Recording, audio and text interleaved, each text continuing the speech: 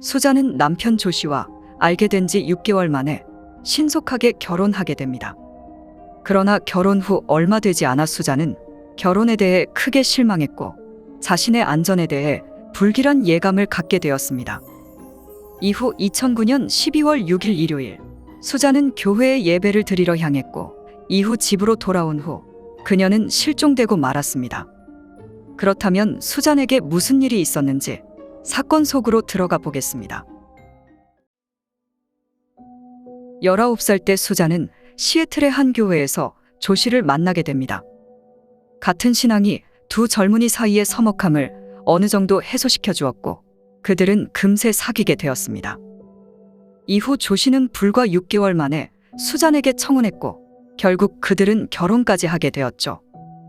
결혼 후 수잔은 한때 행복하고 달콤한 시간을 보냈지만 얼마 후 이 결혼 생활에서 우울함을 느끼기 시작했습니다. 첫째는 남편 조 씨의 신앙에 대한 믿음이 사라진 것이었죠.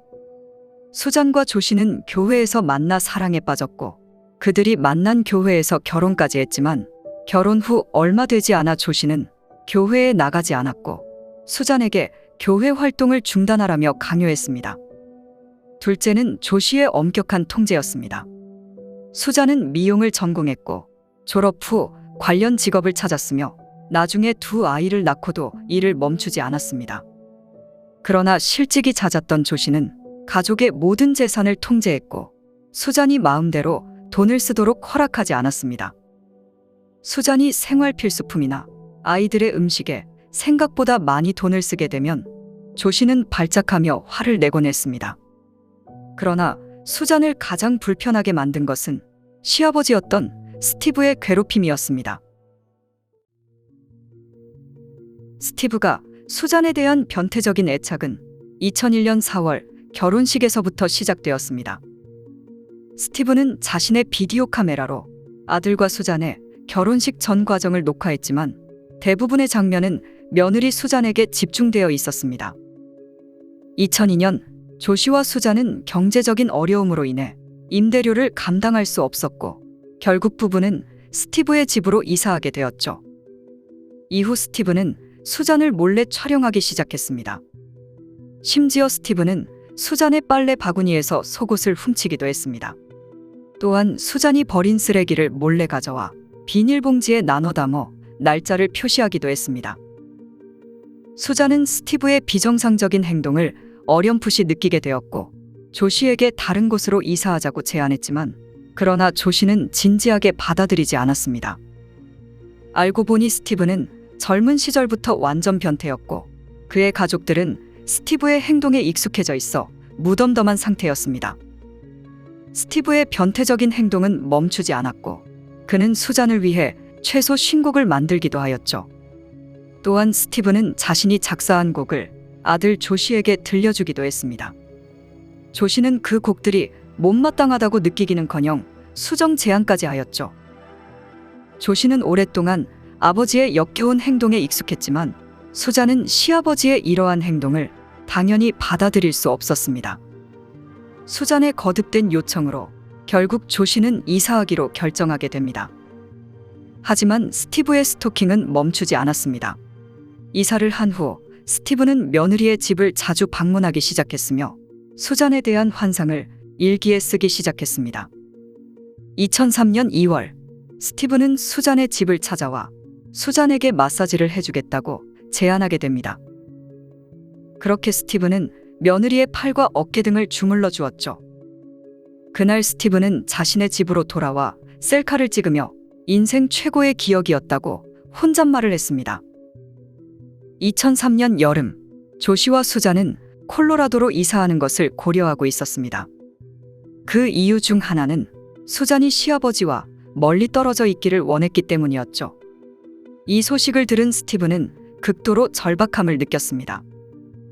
조 씨가 집을 비운 사이 스티브는 수잔에게 찾아갔고 이때 수잔이 친정에 간다는 것을 알자 스티브는 수잔에게 태워주겠다고 제안하게 됩니다. 그리고 차 안에서 스티브는 수잔에게 고백하기 시작했습니다.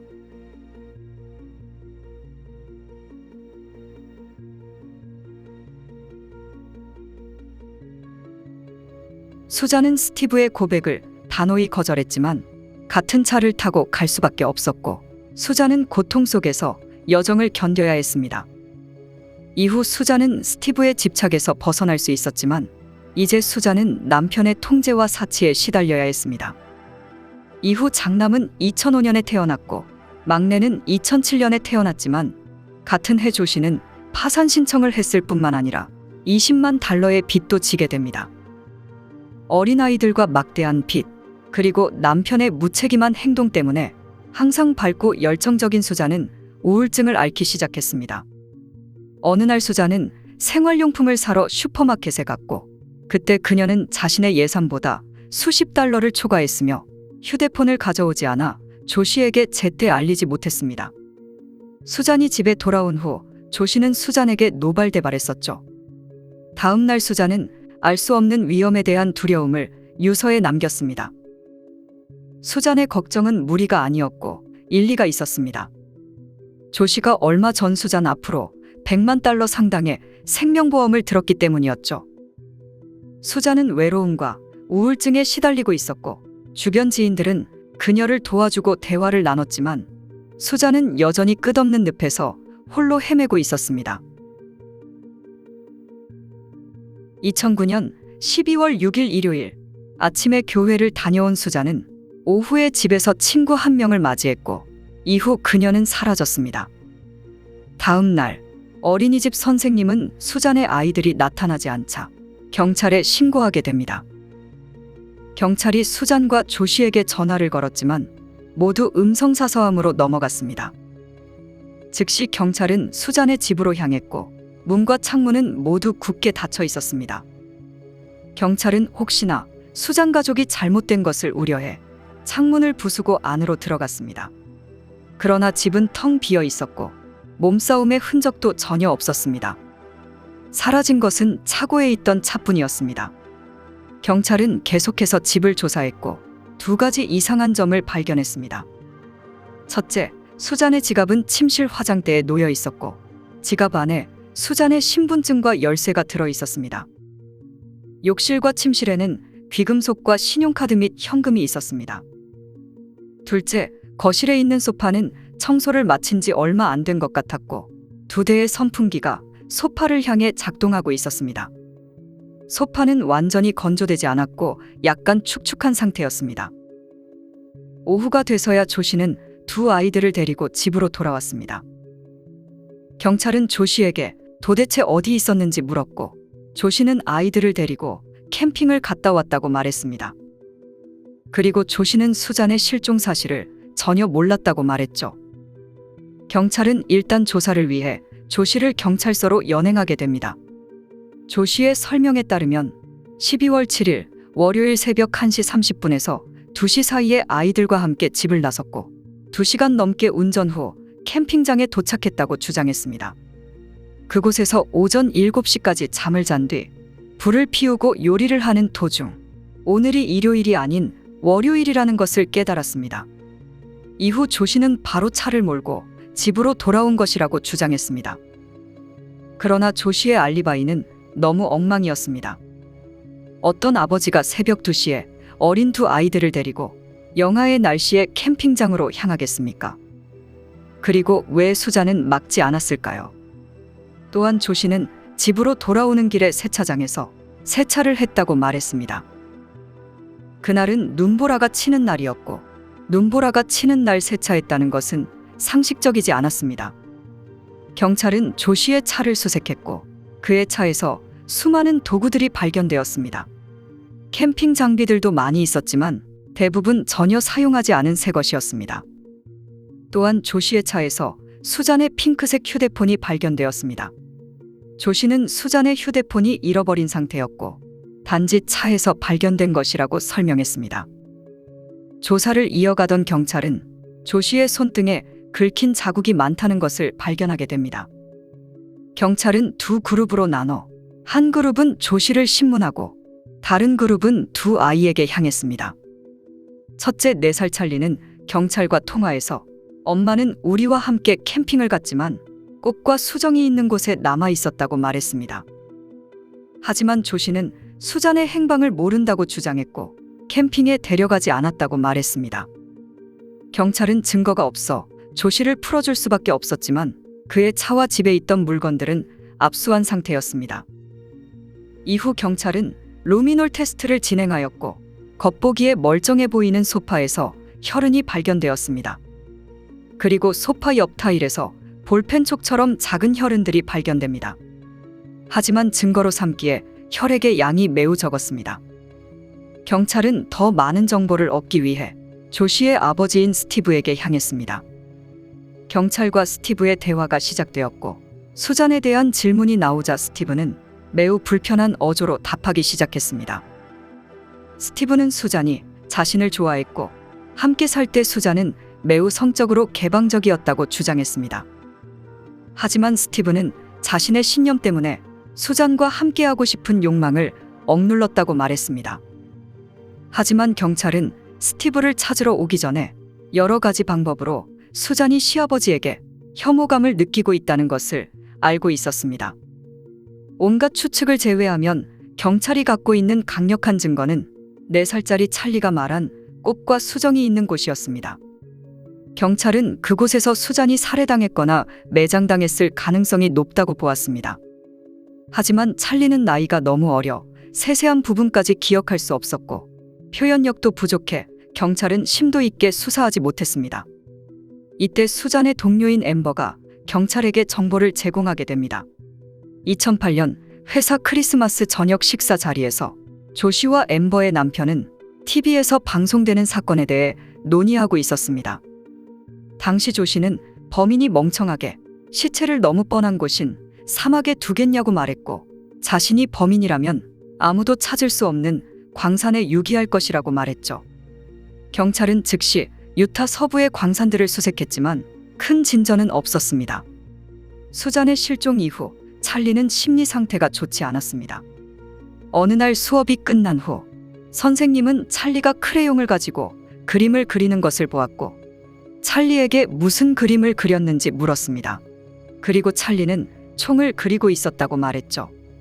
2011년 경찰은 조 씨의 동생 마이크가 수잔이 실종된 지 2주 만에 자신의 포드차를 팔았다는 새로운 정보를 입수하게 됩니다.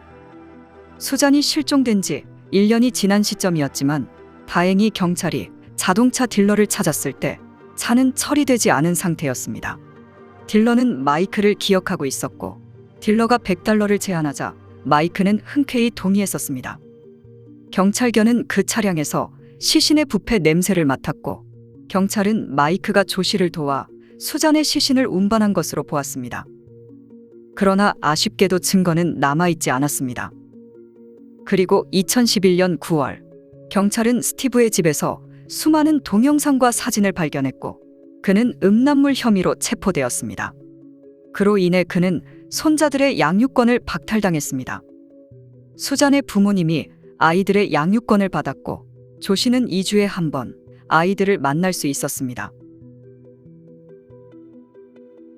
2012년 2월 5일 조 씨는 규정대로 두 아이들을 만나러 수잔의 부모님 집을 방문하였습니다. 이후 조 씨는 사회복지사와 자신의 아이들과 함께 자신의 집으로 향했고 조 씨가 집 문을 열려고 할 때 그는 사회복지사를 밀치고 문을 잠궜습니다.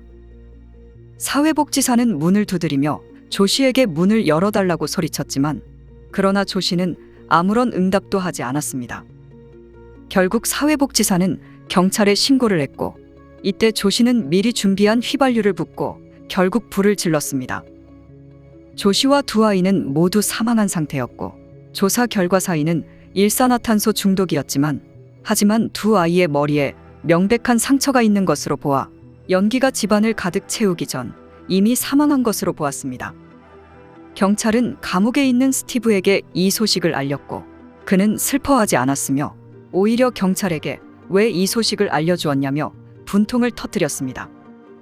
조 씨는 사망하기 전 몇몇 친구와 가족에게 작별의 이메일을 보냈고 $7,000를 기부했으며 그의 형제인 마이크를 생명보험 수혜자로 등록했습니다. 그런데 2013년 2월 11일 마이크는 극단적 선택을 시도해 생을 마감했습니다. 2013년 5월 21일 경찰은 수잔의 실종에 대한 수사를 종료했고 현재까지 수잔은 발견되지 않았습니다. 2017년 7월 11일 스티브는 복역 후 석방되었으며 1년 후 그는 자연사했습니다. 이후 수잔의 부모님은 사회복지사의 부주의가 손자들의 사망에 기여했다고 주장하였고 사회보건서비스부에 소송을 제기했습니다. 2020년 재판이 시작되었고 배심원단은 두 어린 소년을 보호해야 하는 사회복지사의 근무 태도가 태만하다고 판결하였습니다. 그리고 주정부는 조부모에게 9,800만 달러를 지급하라고 명령하였습니다. 수잔이 천국에서 아이들을 만났을 것이라고 믿습니다. 부디 그곳에서 아이들과 함께 편안하게 쉬시기 바랍니다.